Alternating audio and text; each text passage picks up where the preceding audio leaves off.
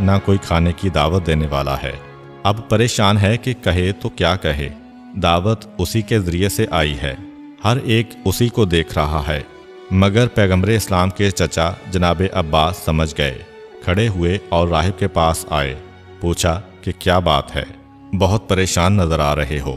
کہا کہ ایک بات بتاؤ، کیا تمہارا پورا قافلہ آ گیا ہے یا ابھی کوئی باہر بھی ہے؟ اس سے پہلے کہ جناب عباس کوئی جواب دیں، ابو جہل کہتا ہے کہ نہیں، وہاں کوئی نہیں ہے، ہاں فقط ہمارا ایک نوکر ہے جو عرب کی ایک عورت کی جانب سے نوکر ہو کر آیا ہے، نوجوان سا بچہ ہے، اس کو ہم نے سامان کی حفاظت کے لیے باہر بٹھایا ہوا ہے۔ جناب حمزہ نے یہ توہین آمیز جملے سنے تو غصے کے عالم میں تلوار نکال کے کھڑے ہو گئے اور کہا کہ خبردار، اگر آئندہ ایسا جملہ تمہاری زبان سے نکلا تو تمہاری گردن اڑا دوں گا۔ ابو جہل خاموش ہو کر بیٹھ گیا۔ جناب عباس کہتے ہیں کہ نہیں، وہ ہمارا بھتیجا ہے، مگر تمہیں اس سے کیا کام ہے؟ کہا کہ میں ایک ایسے شخص کی تلاش میں ہوں جس میں یہ نشانیاں ہوں۔ یہ کہہ کے 4-5 نشانیاں بتائیں۔ جناب عباس کو تو معلوم ہے کہ یہ نشانیاں کس میں ہیں۔ کہا کہ اگر تم خود چلو گے تو پہچان لو گے؟ جواب دیا کہ یقیناً پہچان لوں گا۔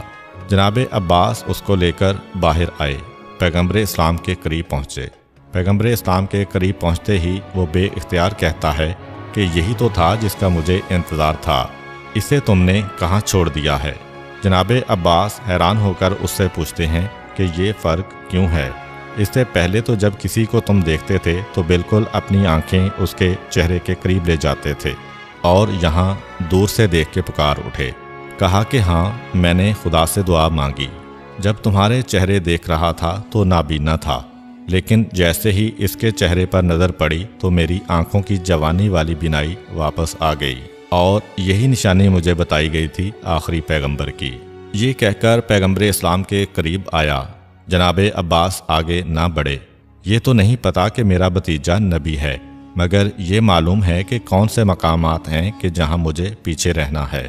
وہ پیچھے رہے۔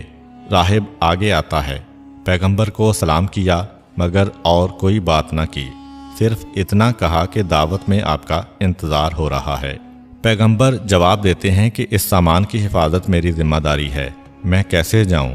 کہا کہ آپ گھبرائیے نہیں۔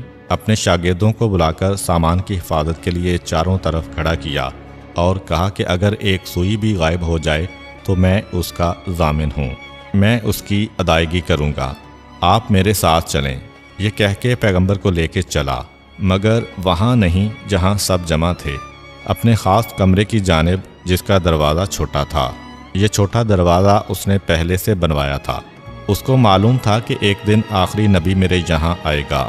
پیغمبر اسلام کی خصوصیات میں سے ایک یہ تھی کہ آپ کے جسم پہ ہر لباس پورا آ جاتا تھا، بڑا لباس پہنے تو وہ خود بخود چھوٹا ہو جاتا تھا، اور چھوٹے لباس کو پہنے تو لباس خود بخود پھیل جاتا تھا۔ اسی طرح پیغمبر اسلام کی ایک خصوصیت یہ بھی تھی کہ پیغمبر کو اللہ تعالیٰ کے علاوہ نہ کسی کے آگے سر کو جھکانا پڑا، نہ گردن۔ یہی وجہ تھی کہ اگر کسی مقام پر دروازہ بہت چھوٹا ہے تو عام آدمی ہے تو اس کو جھک کر گزرنا پڑے گا، لیکن پیغمبر اسلام گزرتے تو وہ چھوٹا دروازہ خود بخود بڑا ہو جاتا تاکہ پیغمبر اسلام کی پیشانی نہ جھکنے پائے، اور یہ نشانی اس راہب کو بھی معلوم تھی۔ چنانچہ وہ اس کمرے میں لے کے گیا جس کا دروازہ چھوٹا تھا، صرف یہ دیکھنے کے لیے کہ اتنی ساری نشانیوں کے بعد یہ آخری نشانی بالکل ثابت کر دے گی۔ اور واقعاً اس کی آنکھوں نے دیکھا کہ جب وہ گزرا تو اسے جھک کے جانا پڑا، لیکن جب پیغمبر اسلام آئے تو خود بخود دروازہ بڑا ہوتا گیا اور اللہ کے رسول پورے وقار کے ساتھ اس کے کمرے میں داخل ہوئے۔ پیغمبر اسلام خاموشی کے ساتھ بیٹھے ہیں اور وہ راہب محو حیرت ان کو دیکھ رہا ہے۔ اس دوران جناب خدیجہ کا غلام میسرہ اس دعوت کے کمرے سے اٹھ کر یہاں آ گیا، اس لیے کہ وہ یہاں پہ جناب خدیجہ کے مال کی نگرانی کے لیے نہیں آیا بلکہ رسول اللہ کے حالات دیکھنے آیا ہے۔